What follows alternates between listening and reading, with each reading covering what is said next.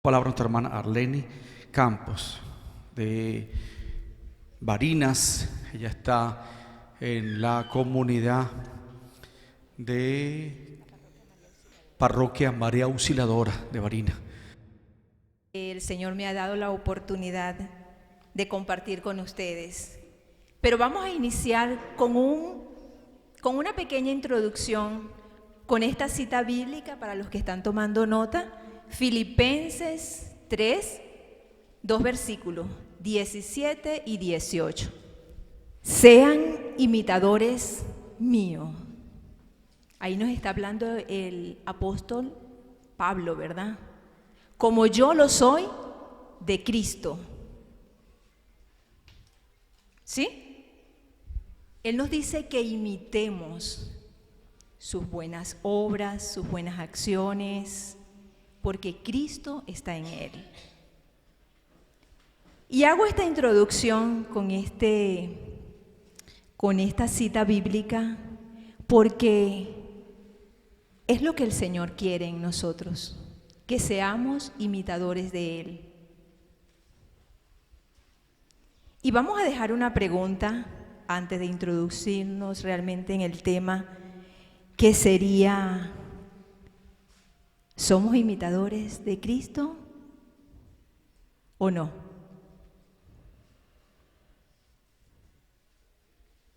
¿Le estamos imitando en nuestros hogares, como esposo, como esposa, como hijo, en nuestro lugar de trabajo, a donde nos encontremos?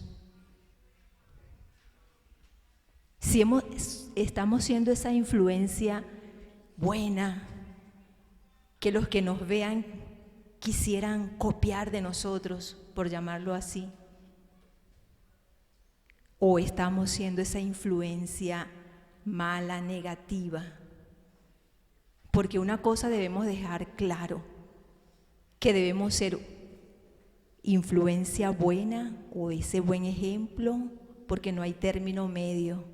Usted no puede, como explicaba bien el Padre, ¿verdad?, estar un ratico aquí y otro ratico allá. Tenemos que ser radicales. Tenemos que ser centrados en Él. Entonces vamos reflexionando sobre esto. ¿Estoy imitando a Cristo o no? ¿Estoy dejando ese aroma de Cristo por donde voy, o estoy dejando un aroma negativo, desagradable? Porque para introducirnos en el tema, y nos vamos a ir a otra cita hermosa en Juan 1:11, para quedar claro, ¿verdad?, para comenzar con estas 5 cualidades que Cristo quiere que nosotros le imitemos. Son muchas. Si comenzamos a escudriñar las Escrituras, el Señor nos deja mucho que buscar y mucho por dónde caminar, pero vamos a tomar 5 porque el tiempo es corto, ¿verdad? Vino a su propia casa y los suyos no lo recibieron. Pero a todos los que lo recibieron les dio capacidad para ser hijos de Dios. Palabra de Dios. Vamos, Señor. Muy bien. Vámonos entonces con esas 5 cualidades. Los que están tomando nota, por favor, tomen, que esto es maravilloso. Primera cualidad, la humildad, que ya todos los que han pasado por aquí, pues nos las han venido señalando y bueno, de una u otra forma. Acaba el Padre también de hablar de la humildad, ¿verdad? Pero vámonos a esa humildad del Señor, esa humildad de Cristo, que no fue un hombre cualquiera, ¿verdad? Que no vino aquí a buscar honores, a buscar halago, a buscar puestos, a buscar... No, el Señor vino de una manera sencilla, tan sencillo que nació en un establo, entre los animales, entre el mal olor, entre tantas cosas desagradables, ¿verdad? El Señor se bajó, se quitó toda su divinidad, toda su grandeza de rey, ese poder, y bajó a lo más humilde. ¿Y quiénes lo fueron a adorar? ¿Quiénes lo fueron a contemplar ese nacimiento extraordinario? Los más sencillos del campo, ¿verdad? Esos pastores. Todo el caminar del Señor desde su encarnación vemos la sencillez. Y es allí donde el Señor nos quiere llevar, a esa sencillez. Porque Él vino aquí a caminar con nosotros, a patear esta tierra y demostrarnos cómo lo tenemos que hacer de la manera sencilla. Porque si estudiamos los santos, ¿verdad? La vida de los santos, ahí podemos ver que eran gente como tú y como yo, cometiendo errores, pero corrigiendo, pero asumiendo ese compromiso, ¿sí? Entonces más adelante vemos el nacimiento de Jesús, lo contemplamos en Lucas 1, ¿verdad?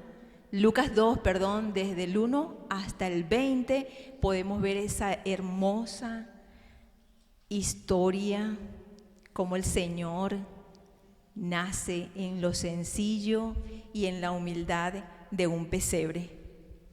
Por aquellos días salió un decreto del emperador Augusto por el que se debía proceder a un censo en todo el imperio. Este fue llamado el primer censo, siendo Quirino gobernador de Siria. Todos pues empezaron a moverse para ser registrados cada uno en su ciudad natal. José también, que estaba en Galilea, en la ciudad de Nazaret, subió a Judea, a la ciudad de David, llamada Belén, porque era descendiente de David. Allí se inscribió con María, su esposa, que estaba embarazada. Mientras estaba en Belén, llegó para María el momento del parto, y dio a luz a su hijo primogénito. Lo envolvió en pañales y lo acostó en un pesebre, pues no había lugar para ellos en la sala principal de la casa. En la región había pastores que vivían en el campo y que por la noche se turnaban para cuidar sus rebaños. Se les apareció un ángel del Señor y la gloria del Señor los rodeó de claridad y quedaron muy asustados. Pero el ángel les dijo: no tengan miedo, pues yo vengo a comunicarles una buena noticia que será motivo de mucha alegría para todos en el pueblo.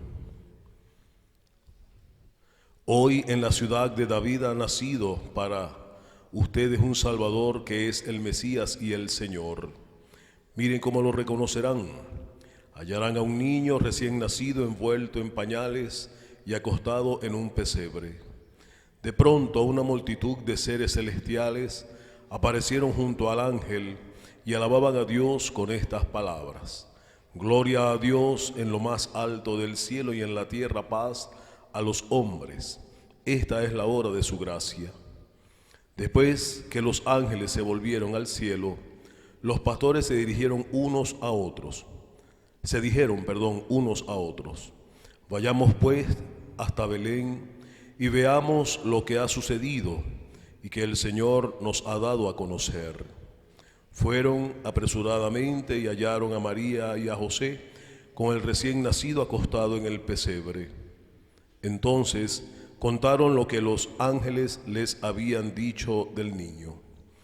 Todos los que escucharon a los pastores quedaron maravillados de lo que decían. María, por su parte, guardaba todos estos acontecimientos y los volvía a meditar en su interior. Palabra de Dios. Muy bien, ¿verdad? Vemos ese hermoso acontecimiento en la más extrema pobreza, ¿verdad? Tantas cosas que uno como madre prepara para el nacimiento de sus hijos, ¿verdad? Uno está pendiente de cada detalle, que si, dónde lo va a acostar, qué le va a colocar, los pañalitos, con qué lo va a alimentar, bueno, infinidades de cosas que nosotros las mamás preparamos para esa llegada de ese bebé. Y miren cómo nació el Señor, envuelto en pañales en una pesebrera, donde se alimentan los animales. Ese es el Señor. Ese es nuestro Dios. Y dice más adelante en Lucas, en ese mismo capítulo, pero 40, dice que el niño crecía y se hacía más fuerte. Estaba lleno de sabiduría y gozaba del favor de Dios. Crecía y se hacía fuerte. Y en Mateo 11, 29,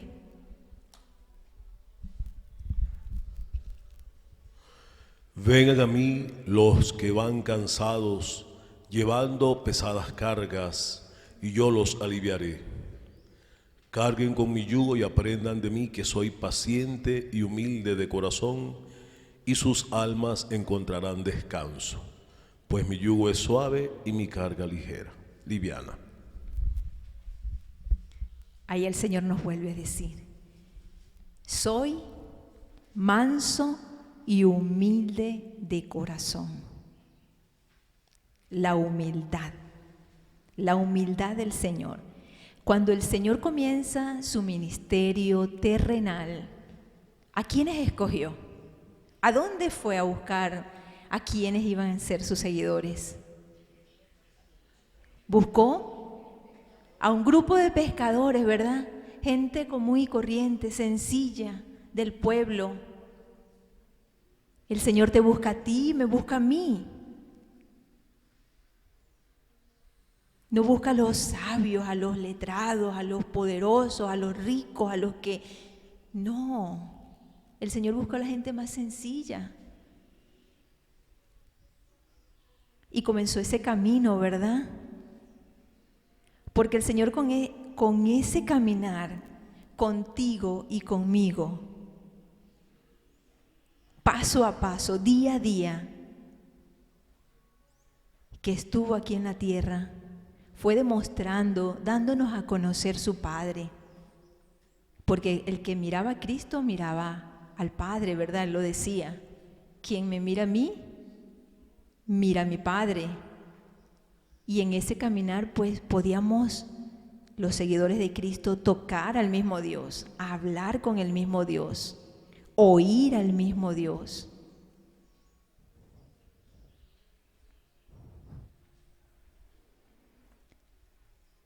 Y es ese llamado constante que el Señor nos hace. Buscarle, seguirle, seguir ese ejemplo. Mucha gente le seguía, es cierto, por los milagros. ¿Quién no, verdad? Cuando oían hablar del Señor, curaba a los enfermos. El que estaba paralítico caminaba.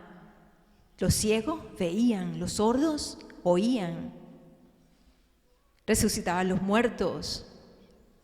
Y eso arrastraba grandes multitudes. Y hoy día también,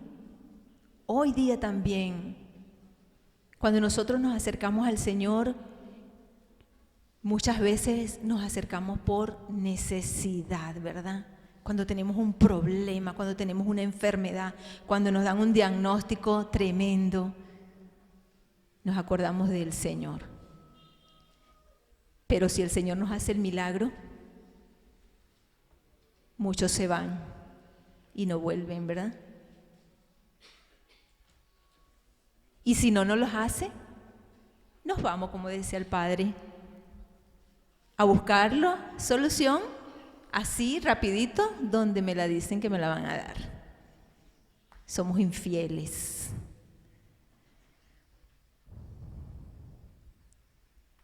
Entonces, si vamos detrás del milagro y no del que hace el milagro, porque el milagro más grande, hermanos, que el Señor puede hacer en tu vida y en mi vida, es ese cambio, es esa conversión, es ese encuentro con Él, es ese decirle ya no a lo que hasta ahora me apartaba de Él.